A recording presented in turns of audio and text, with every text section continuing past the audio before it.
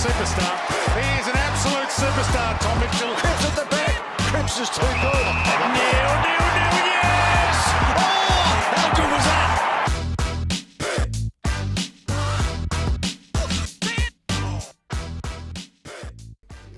All right, we're just up in Brisbane. I've made the trip the day before the Easter game, Brisbane versus Collingwood, here with Will Ashcroft, North Smith medalist, premiership player. How you feeling for the game tomorrow, Will? Looking forward to it. Exciting. Just saying before, I missed out last year. Played my first year. It was my fourth game, so it's always an exciting clash and can't wait. Have you noticed the crowds in Brisbane become bigger since winning the premiership? Yeah, I think even when I first got here, even though it's probably not as big capacity as obviously the G and that sort of stuff, it just sounds, it still sounds really loud. It's probably, if we get a sellout, it's I think 35 to 40. Yeah. But I think, it still is a very loud, enclosed type of ground. So, but yeah, I think we always appreciate the fans that come out and play in front of some pretty good crowds at the Gabba. Yeah, the Pies fans will make the trip up, so I'm sure it's going to be absolutely another electric crowd. But I want I want you to take us through your AFL journey so far. Obviously, you had a star-studded junior career, but I think, as we were touching on off-air before, everyone looks at you now, premiership player, Norm Smith medalist, but some of the heartbreak you've had to experience in footy as well already has been pretty tough. So talk us through when you did your ACL in 2023 and then missed out on playing in a grand final. Yeah, it was a very interesting one. I was very sort of up and down starting my career, I guess. As you said, junior career was sort of pretty smooth and got to the league doing everything I really wanted to do before I was drafted. And then, when that sort of hit, I think it was around 18 or 19 at the Gabba. It was a bit of a whirlwind. I've never really had a really major injury like that. I've had a couple shoulders and different things like that, but never really missed any footy from it.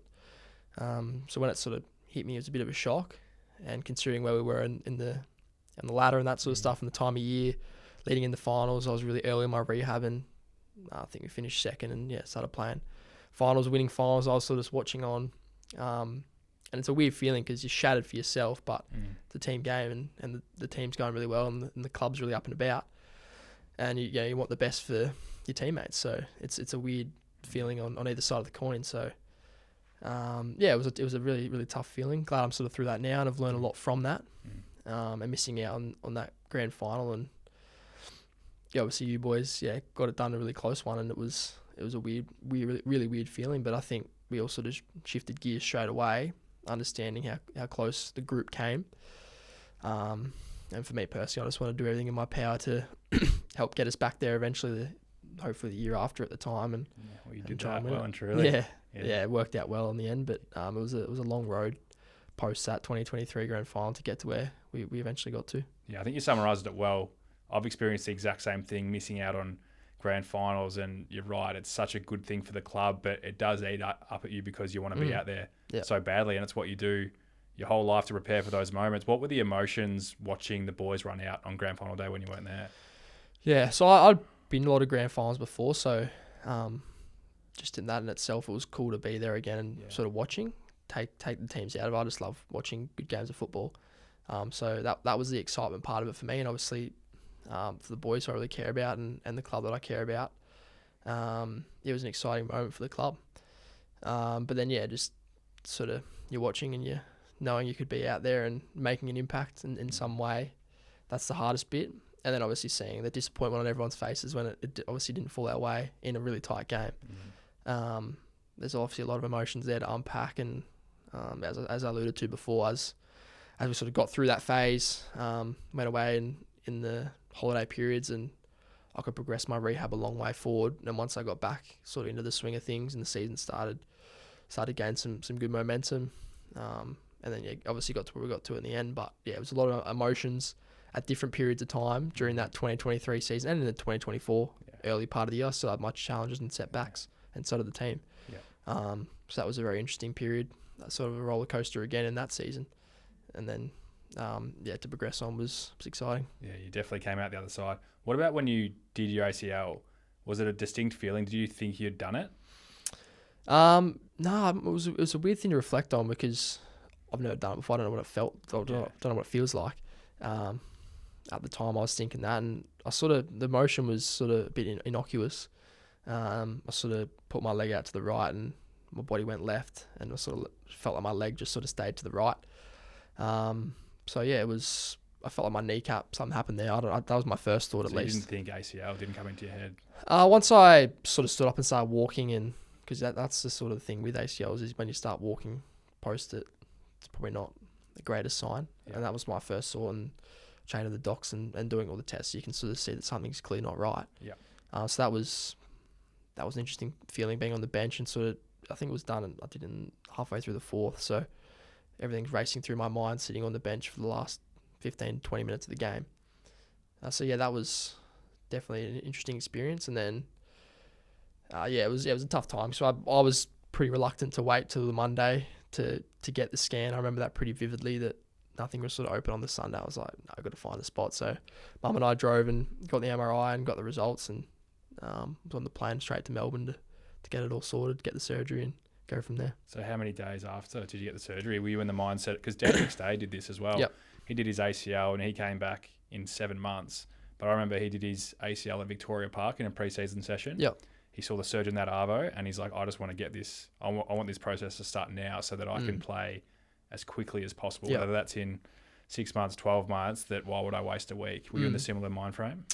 Yeah, definitely. It's interesting to look back on now, because I hadn't really thought about this too much. You sort of want to put it out of your mind, but it's a good sort of process to reflect on it and see how far you've come, I think. But yeah, we did on the Saturday night, got the scan on the Sunday, flew to Melbourne on the Sunday because my family was still living there at the time, and we decided we'll get the surgery in Melbourne. They always want the swelling to sort of subside a little bit before they do it, so so they can actually repair it properly and not cause any further damage. So he wanted to get that done. The surgeon did, I think, a week post, which I wasn't too happy about, because in my mind, I was thinking that's a week at the back end that I'm missing out on. Yeah, that's how athletes think, isn't it? I've been the same with big injuries. I'm like, why would I wait a week if I know it's going to save me later? Correct, yeah. So I remember even the first meeting we had with the surgeon, I reckon that was on the Monday or Tuesday, 2 days post. I already sort of had the calendar out and was mapping your return for 24. The game I was going to return on, and that probably hurt me in the long run, because it's never a linear process with rehabs, but that's just how I'm wired, I guess. But yeah, that was sort of the first initial feelings and thoughts I had around it. And yeah, I think I got it 4, 5, 6 days post. Once the swelling had sort of come out of it a bit and he could do his work. And there was quite a few Lions at the time who had ACLs from memory. So did it help having each other, you can mention the names, but having each other to lean on and work through similar rehab programs, what worked for one player, what didn't work for another, and you had some examples there to fast track your rehab potentially?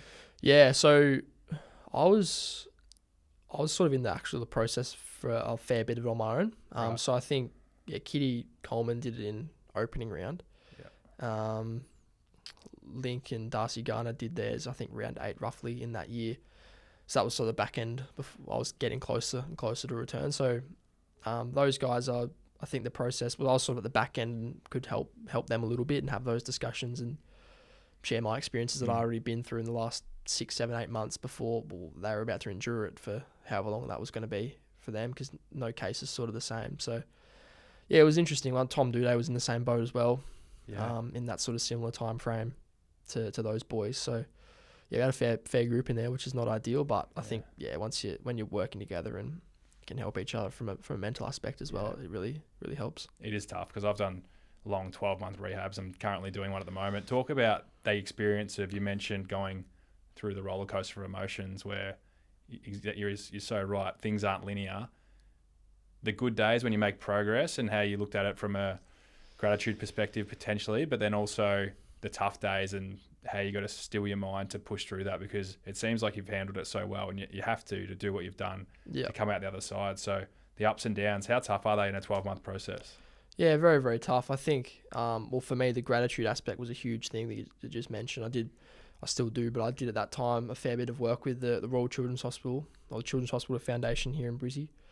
So that sort of helped me gain greater perspective on everything, and put my best foot forward in that area to help other kids in need as well, for sure. But I think, when you get those positive days, and I was always looking for the next thing that I could do to fast track, but also just know that I was going to come back a better player and better better person for the boys. So yeah, it was it definitely is a roller coaster, 100%. And those darker days, you just got to sort of stick at it and lean on the people and the support networks around you. And I had a really great support network with my family, and obviously Dad's had his fair share of different things in his career. Mum's got great perspective and really helped me when I was sort of getting frustrated with different setbacks and different things like that. But yeah, my driven nature, I guess, is sort of the thing that held me in good stead for the whole process. That I was always looking to, improve on different areas. You know, I had more time to look at different things outside of football, like nutrition and different ways to recover. You know, watch vision, watch games live from the box, which I've never done before. Little things like that sort of definitely helped me. Some great opportunities there, isn't there? And I've experienced the same things with, like you said, seeing the game through a different lens, expanding yourself post-footy, the things you're doing with Wash, which we'll get to soon. But what about, Lockie Neal tells me as well, you really worked on your core. What were some things you identified that you used it as an opportunity to get better at? So it sounds like finding other areas of your body to strengthen. Yep. It seems like you do a lot of work with your hands. Did you identify a few key areas that you thought, I'm going to get better at this to come back a better player? Yeah, the strength thing was definitely a big part of it. I think naturally with the ACL rehab anyway, especially at least the first 6 months before we start changing direction, there's a heavy emphasis on that strength aspect. And I sort of take things to the next level always. So I was always doing different things, whether it be strengthening glutes, core, back, all those sort of things. I'd put a lot of different types of training into those areas to come back stronger.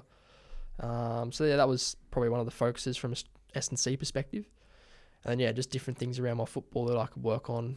A lot of different craft drills. My hands was always one that I had consistently done, but sort of doubled down on that to make sure when I came back, didn't take me as long as some other people who might come back from a long injury and fumble a little bit more than they would usually. So that was something I focused on for sure. All those different things, and I'd always be listening to podcasts, talking to different people, studying different ways that I could become better. It's really cool hearing such a young player. What are you now, 20? Yeah, 20, yeah. Just such mature head on your shoulders. I'm sure people say all the time. You honestly remind me of Nick Dacos, using like every opportunity to get better in some area. And it's, it seems as though you couldn't do certain physical aspects, but you're like, okay, well, it doesn't change my mindset, and I'm going to channel this to something else, which in the grand picture of things is going to help you same way. That's the beauty of it, in my opinion. Like, no matter how good you get or how good of a game you might play on the weekend, or, how we finished up the season last year, how positive that was. There's always things you can get better at. Yeah. And that's the beauty of it. I just love, I'm really curious and creative with, what I want to get out of everything, and just finding different avenues to do different things and learn from different people. It's the exciting part about it. Are you self-driven to identify those areas? It sounds like you are, but who else do you take feedback and advice from that you really rate, whether it's your dad, your brother, certain teammates that you listen to and take things on to add to your game? Yeah, I think it's a mixture of a lot of different people. Like Cam Bruce is the midfield coach for us. Good man, Bruce. Yeah, I love him. He's unbelievable. Yeah. No, I've worked really closely with him and obviously Lockie in the midfield group as well. Just learning as much as I can off those guys and having those conversations around, anything really. And then, you sort of hit it on the head. Levi, I try and mentor him a little bit, but he, teaches me things here and there as well, which is cool. And Dad, so yeah, I got plenty of people like that are at my fingertips, I guess, to access different information from and that sort of stuff. And then just different people online as well, just to I might not pick it all up and add it into my day-to-day routines, but I'm still learning different things. Talk about Levi, your brother. You've probably been asked this question 1,000 times, but what's it like playing with your brother? And do you look for each other on the field, be honest? Yeah, we do. I reckon we do a little bit. It's natural. People are getting into me a bit about it, saying, just at the club, saying you look for each other too much and stuff. And I think it's just a natural thing. We sort of know where each other are going to be, and we're both sort of first give players, so we just flick it to each other and keep going. Exactly. The Dacos is the same. Yeah, exactly right. So, I'd probably do look for him a bit. But he's been unbelievable. He's come in and played a really good role and sort of played a little bit of wing, played a little bit of forward. He's sort of very creative with the ball. So he's happy with how he's going and progressing, and so are the club, which is exciting. And playing alongside him is pretty cool. We played at the Sandy Dragons together in Melbourne in my draft year, won a premiership there, which was some of the most enjoyable football I've played. to date. So yeah, playing with him now again in the AFL is super exciting. So what did your childhood look like? Because I can assume it was after school every day, footy in hands, always competing with each other. Is that pretty accurate? Absolutely, yeah. Our little sister Lucy, she loves it as well. So we used to, from a very young age, we had an acreage that we lived on the Gold Coast, and we had a mapped out footy field. Dad always did the mowing and How good's that? had some posts and Footy field in your backyard. yeah, loved it. So the footy was on. Played cricket, basketball. It was always sort of just competitive household. And that sort of carried all the way through with how we try and play our footy today and how we train and bring along others with us. Yeah, and you did athletics and swimming. I was reading earlier. Yep. You've done a lot of different sports, and Yeah. I'm massive on that as well. I think if you're a junior kid listening, I'm sure you do the same with Wash as we do ball magnets, but you encourage kids to do lots of different sports because the coordination and things you bring from all different games is really important. I actually heard Steve Nash did a podcast. He's a basketballer with LeBron James, and he's talking about exactly that his background was soccer and hockey, and it taught him how to play angles in basketball and read defenses and things. So it sounds like your upbringing was a ton of different sports. Absolutely, yeah. Mum was very big on that. Always, one thing that sticks out in my mind always from school is the swimming and how she pushed us into swimming.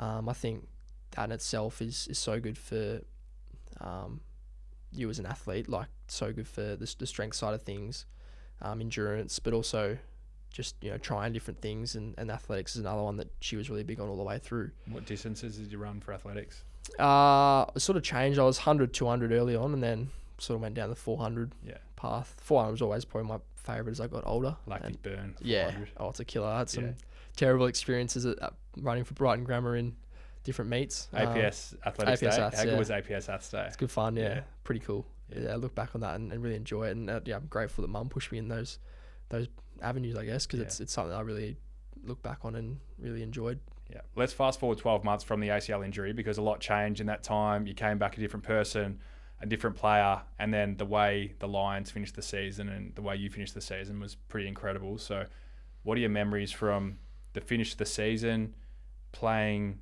that final against GWS is going to be remembered for a long time, that comeback, and then entering grand final day? Yeah. That's a more one of the cooler memories I get to look back on that I sort of missed out on the year before that one. So yeah, it was amazing feeling. That Giants game was unbelievable, I think. Do you remember what the margin was? I think it was in the 40s somewhere, mid-40s. Wow. Yeah, can't remember exactly what it was, maybe 44-ish, I think. And the prelim the week after you were down to? Yeah, maybe that was 20-something, yeah. And you're doing the same thing this year. Yeah. Every game you come from behind. I know, yeah, it's a weird one. What do you think that is? Just a slow start. So I'm sure we're just coming out a little bit flat, and once we get a kick up the backside from Fags, we kick into gear. But that's something we've definitely focused on and looked to rectify. Going back to the Giants one, it was one of the more memorable games.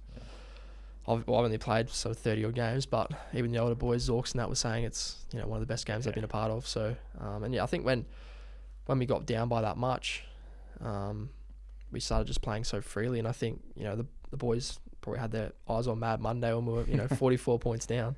So we sort of just be like, let's just get this going and see what we can do and play freely and play for our lives, really. And that's what we sort of did. And I think we have that similar mentality now. If we find ourselves down, ideally we don't do that every week, but if that is the case, we find ourselves in that position. Is it almost a nothing to lose attitude? I think so, yeah. And I think it stemmed from that last year and those different times that it sort of happened, and we'll just keep carrying that with us. Yeah, that's a pretty cool thing to have up your sleeve, a big comeback. Yeah. What about the grand final? So you've been through the tough part of missing in 2023. You're on the ground in the warm-up, you're soaking in the atmosphere, you're probably thinking, how good's this? It's your childhood dream. And then the game was just on your terms from pretty much the second quarter onwards. Yeah, we couldn't have gone much better really for us. And for me personally, did a lot of reflecting on the year before leading into that one, and just was very grateful to be there really, and how far I'd come. It's never guaranteed. Obviously, it's not guaranteed you make it, but in terms for my individual self, coming back from a knee, you don't really know how it's going to shape out for you. Because usually, it can take a long, long time to get back to anywhere near your best, especially at sort of a young age like I was. So, it was a cool moment just to be there in the first place. But we all had, different reasons we wanted to win. But as a collective, as a club, we were all so locked in on that because of what happened the year before. And it was yeah, but just I think even though we sort of had on our terms, we just played with that free mindset still, and just took the game on. And yeah, the rest is sort of cool to look back on now and pretty amazing. So yeah. Was it spoken about internally? 23 granny to 24 granny, and having that resilience to overcome the heartbreak to get the ultimate? Not really that I can remember. No, not as much. But I think that dancing on thin ice mentality that we sort of had. What was that? I haven't heard a lot about that. Yeah, so that was sort of something Fags implemented. He's had it for a long time, but it sort of became more and more prominent as we build into the finals, and just giving yourself to the team, and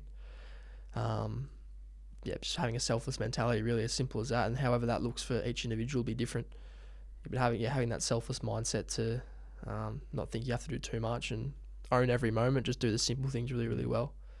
And then the dancing on thin ice, just keep moving, don't stop, and keep playing our way and see where that gets us. Yeah, reliable, not remarkable is a common saying. Yeah, absolutely, something like that. It's all sort of links into it together, and if we play like that, then we believed in ourselves and ultimately got it done. Yeah. What about your personal game that day? So you're 1 vote shy of the perfect game in the Norm Smith voting eyes, 14 of a possible 15 votes. How do you reflect on your own game? Obviously, probably one of the best games you've ever played in your life, let alone in the AFL, just purely because of the occasion. You probably played better games, but I think the occasion adds something to it. Absolutely, yeah. How did you feel on the day? Because it looked like no one can tackle you. That's obviously a strength of yours, but I watch you closely and love the way you play.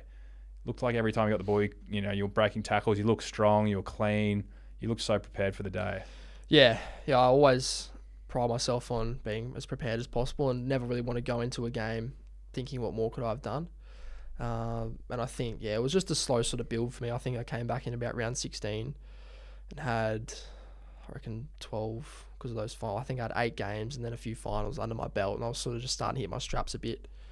And just, felt really confident in my game. The coaches, instilled faith in me, and so did all the boys. And when we played with that selfless brand, it just gave me the freedom to just go and take it on, and just pride myself on being tough in the contest, but also trying to break it open on the outside, which was sort of just ran smoothly that day. You'd probably not get that opportunity like that all the time, but trying to just play to my strengths and stand up in the biggest game of my life was my mindset, and I knew I had done everything I possibly could to get into that position, and then it was all just about playing. I think I've said previously, the build up of the week's so big, and everyone thinks the game's the most nerve-wracking part, but I think when the ball bounced, I was just free and doing what I love doing, and there was just another game, and I could go out there and just put into practice everything I'd worked on for the whole rehab, but also the last sort of 10 weeks prior to that, where I was just building my form. Is there any better feeling as an athlete than being on autopilot when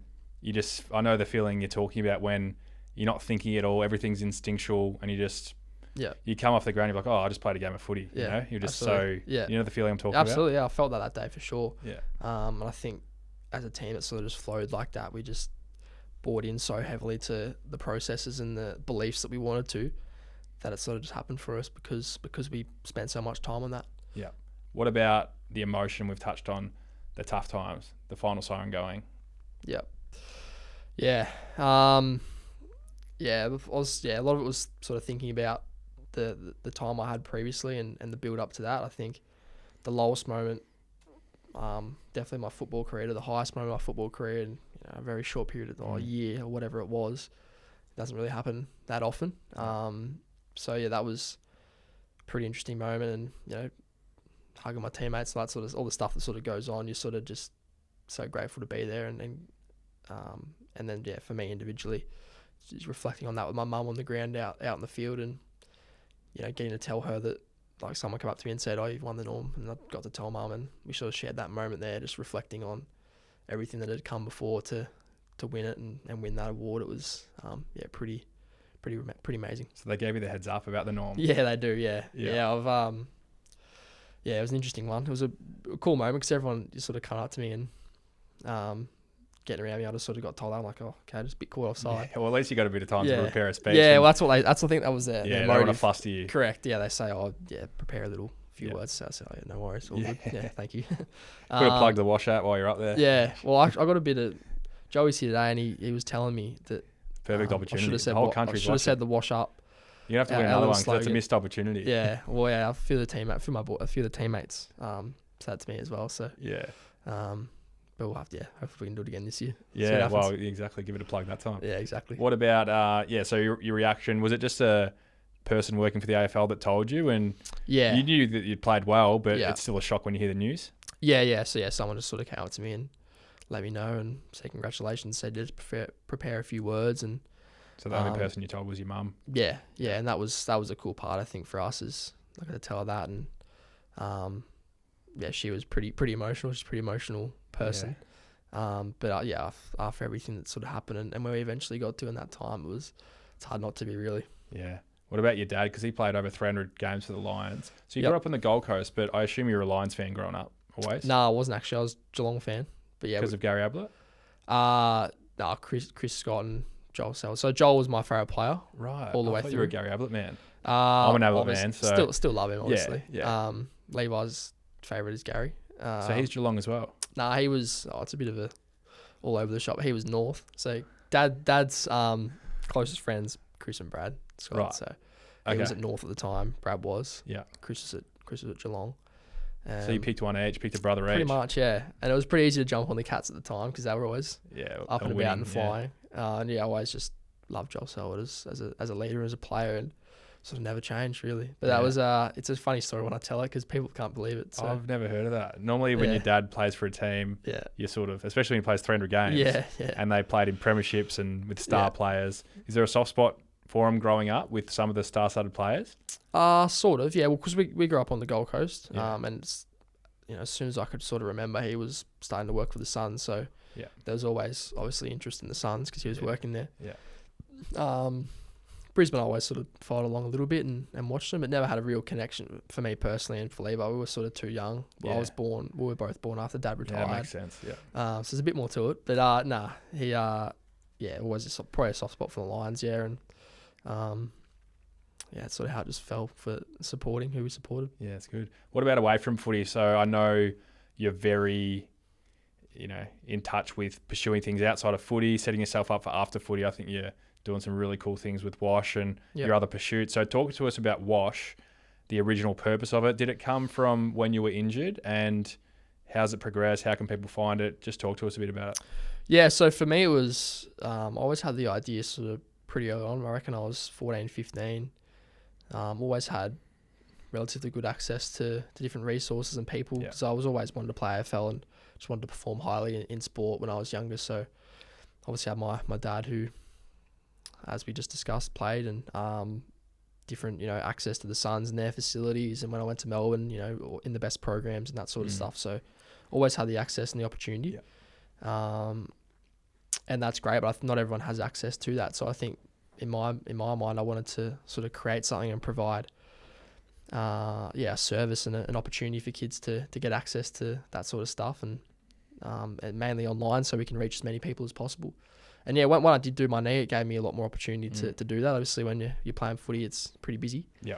That's sort of where we built it. I have a few of the boys working with me and helping progress that along. And it's mainly an online platform at the moment. We've got an app. We do a lot of different clinics and stuff across mainly Brisbane and Melbourne at the moment, but looking to progress sort of countrywide as well. So we've got a website, got the app through wash_PW, if I'm not mistaken, on the Instagram. Right, got beautiful. Thumbs up there. That's got the approval. So got an approval. Instagram stuff. Access the links through my personal Instagram as well, my link tree. So that's all accessible there. But mainly a platform now. We're pushing through to work one-on-one with kids to help them with obviously their football stuff, S&C, recovery, mindset, nutrition. Yeah, so that's gold. Covers the board, I guess. Yeah, I think a lot of athletes, not only kids out there, but would have an absolute field day going through some of the expertise, because I know exactly what you're trying to do, because I'm trying to do the same thing. Very lucky childhood, come from a footy family, exposed to your star, your favourite players growing up, these elite programs which have a lot of knowledge in them these days, and doing very similar things. So we'll have to collab on a few opportunities in the future. We'll get Lockie Neal involved as well. So you do strength and conditioning, obviously your skills as well. So it's a combination of your holistic footy preparation. Yeah, so it's trying to provide the value that the kids want. So obviously we have a lot of different athletes or clients, I guess, that, range in ages, different genders, high performing footballers and others, some that just want to participate and be a part of it, some that actually want to make the league, people that may already have their training covered but want some assistance over here with the mindset stuff. So we sort of try and provide that one-on-one online support that tends to their needs, each individual person, and give them, I guess, top them up in those areas that they may be lacking through their schools or clubs or whoever they're sort of playing with. So that's sort of the intention. Oh, it's really cool. I love it. So Lockie Neal and I, we're doing the same thing with ball magnets, and he's obviously a star of the comp, but what have you learnt from him through rubbing shoulders with him for the last couple of years? What's the biggest thing you've learnt from him? Yeah, just his professionalism. I think he finds a really good balance between doing all the work and the professional side of football, and making sure you're preparing your body and your mind as best you can to perform at the highest level, which he has for so long, but also enjoying it and bringing others along with him and having a good time as well. That helps, bring the energy and create the energy for the group and for yourself to get yourself up week in, week out. So I think that's sort of the thing I've admired about him, is obviously a leader of the club he has been and now captain. So yeah, that's probably something I've taken away from him. Sometimes I can probably lean towards the professional side and neglect that other stuff a little bit. And I think I'm just starting to find that really good balance, and trying to get feedback through my leadership and and just the enjoyment side of things as well, which ultimately will help my performance and other people's performance around me. It's good to have that awareness, because I'm wide like you as well. And I think when I was really young, probably similar age to you, I was the exact same: professional, tick every box, hard-nosed, discipline, put in more work than anyone else. But then, when things don't go well, you get an injury and you don't have that balance to look at footy for what it can be in terms of a holistic thing. You're there with your best friends every day. It should be fun. It should be enjoyable. So it's great that you've got that awareness to think about that now. Yeah, and I sort of came in with that mindset, and I'd always had that previously. And then once you see guys like Lockie and what he's done, and everyone else around him, of course, but to see that, and then that sort of helped me, lean the other way a little bit more, and sort of ripple effect, I guess. It helps people, coming under me now. Yeah, I'd love to see you two go head to head in a touch game. Like, do you play that game where you cross the footies, the ricochet game? Yeah, like slips. Yeah, stuff. slips. Yeah, you two going head to head. There wouldn't be many balls fumbled. No, we do a fair bit of touch sort of stuff post training on usually a Thursday or the last main session of the week. Always gets pretty heated. We're always sort of competing hard against each other, and there's a few other boys in there who have a crack, and Brucey sort of umpires and runs that one, so it gets a little bit heated, but that's all part of the fun. Yeah, so there's Lockie. Who else do you like watching around the league? Now that Selwood's retired, I assume it was Joel. Lockie you get to see up front every single week. What about players around the league? Who do you try and model your game on? I think I like watching the Sydney, this like Heaney and Warner and that sort of midfield group, and how they sort of complement each other. I think for us, the midfield group, we try and all have different strengths, some similarities as well, but try and complement each other the best we can, so we can be the best unit as possible. So I think they're similar in that sense, and watching those guys go about it week to week, and they've had some great years. Obviously last year was a great year for them as well. So yeah, watching, they're just sort of two that popped into my head straight away, and love watching them. Yeah, because I even noticed on grand final day as well, you obviously play a lot in the midfield, but a lot of the time as well you were starting half forward and coming up as that extra mid. So you talk about those selfless roles in sharing centre bounce load, and you guys have such a deep midfield. So how does the structure of that work? Because Lockie's going to take a lot of centre bounces, so is Dunks. Hugh McCluggage is in there a lot, yourself. Like, you got a bloody good midfield. Yeah. And then it seemed on grand final day, the role actually worked well for you. You were starting half forward and almost coming up as an extra mid. Could be wrong, but it seemed like you were the extra player, finding space to create offensive chains and generate a lot of scores. Yeah, you're pretty much nailing it there, I think. We've got a lot of guys who sort of roll through the midfield, and I think going back to what I was saying before about the selfless mindset and giving yourself the team, like all those boys are so selfless in that sense. I think we share the load really well. Hugh and I have a great relationship. We sort of flick forward, one goes forward, one goes mid, throughout, and sort of the coaches have given the license to us to sort of just work that stuff out on the field or on game day as we go, and we just sort of work it out, based on, if you're flying, just stay in there and that sort of stuff. So we've got a great relationship, all four of us, and anyone else, Cam Raider who pops in there here and there as well. So, it's a cool sort of group you have, and we'll just keep building on that. Yeah. Well, the forward times worked well for you because you've already won a goal of the year, which the one against Richmond at the G this year was pretty elite, because you can see eyes dart inside. You're holding the ball like a drop punt. I'm not sure if a lot of footy fans see this, but you're literally about to kick it like a drop punt and you rotate it last second. Yeah. Like, as a footy player, I see the skill in that Yeah. to change that last minute. I'm going to be honest, I reckon the other one was a bit of a fluke where you won the goal of the year, but you're obviously still trying to kick the goal. What do you actually win for goal of the year these days? I think it's changed year on year. I think I could be wrong, but I think Virgin do sponsor it now. Cash? There's a bit of cash, bit of cash involved. Yeah. I think, there's a lot of jokes last year or the year before when I won it around the car and what I'm going to do with it, but I never ended up getting one. I think it was You're just going to cash. be cash instead. Well, you might be getting a bit more cash this year at this rate. Yeah, it'd be nice. Yeah, I don't know. It was that one was I think, well, as you said, I was trying to kick the goal, but I was sort of surprised myself that one floated through in 2023. It's a pretty cool goal. Yeah. Jackie Chan style. Yeah, pretty crazy. But yeah, the other one was sort of, I saw you sort of charging at me. I was going to go drop punt, looking inside, had a few options, and then just like had to go low. I've never really seen a dribble kick like that because normally you have the ball prepared, shaped on an angle to do it. Yeah. But you've literally last second. Yeah. Like, if people haven't seen the goal, go back and watch it. It's pretty cool. Yeah.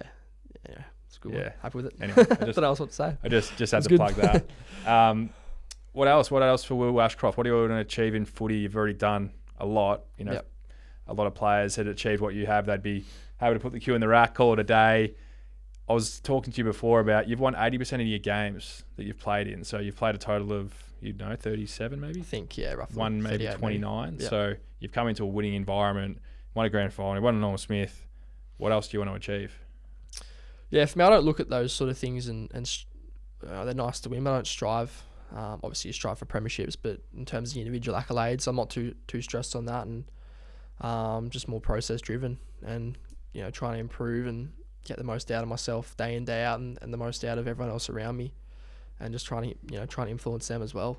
That's sort of where my mindset's at. Jalen Hurts is one in the NFL that I've sort of got a fair bit off in terms of that sort of stuff. He's very process driven and speaks a lot about that in his press conferences and through his social media, and it's something I've always sort of taken along with me, and that's sort of where my head's at, and don't want to veer off too far from that. Don't want to listen too much to what other people have to say, or different discussions that might be had week on week, because that's what the media are more interested in. But I'm interested in the process to continually get better day in Being day out. addicted to the process. That's really cool. You hear the best athletes talk about it all the time. You have to be in love with the process. LeBron James on that same podcast I was mentioning, Mind the Game, really cool one for you to heard go about that. listen to it.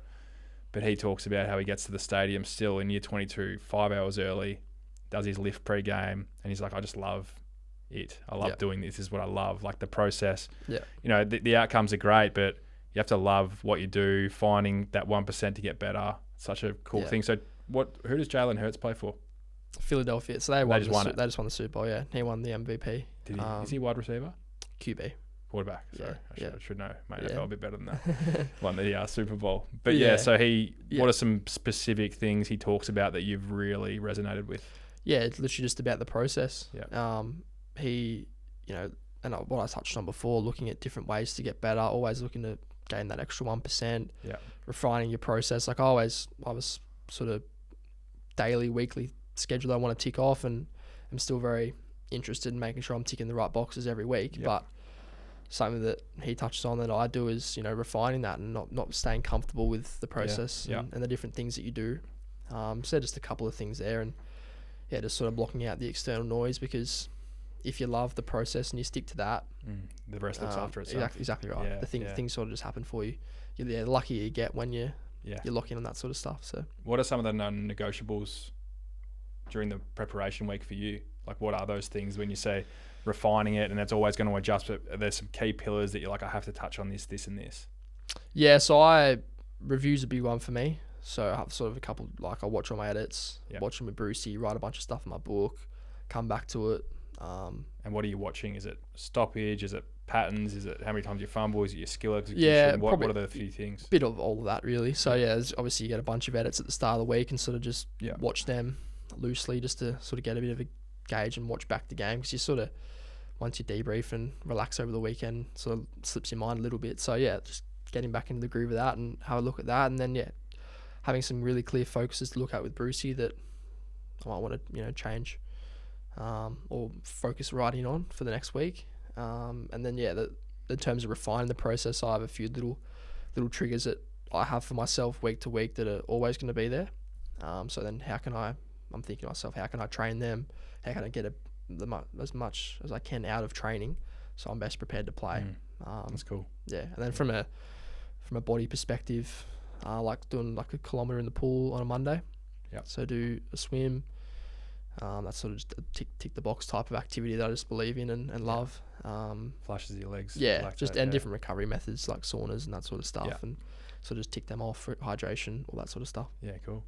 Mate, thanks so much for the chat. It's been really cool. I'm still learning things even at 31 years old from a 20-year-old. It's That's pretty the beauty insane. of it, Yeah, always learning. So thanks for sharing your stories today. Some unbelievable highs stem from some lows. I'm sure there's going to be plenty of more highs in the future, but thanks so much for coming on. Thanks, for a brother. chat. Appreciate it. Thank you. Cheers.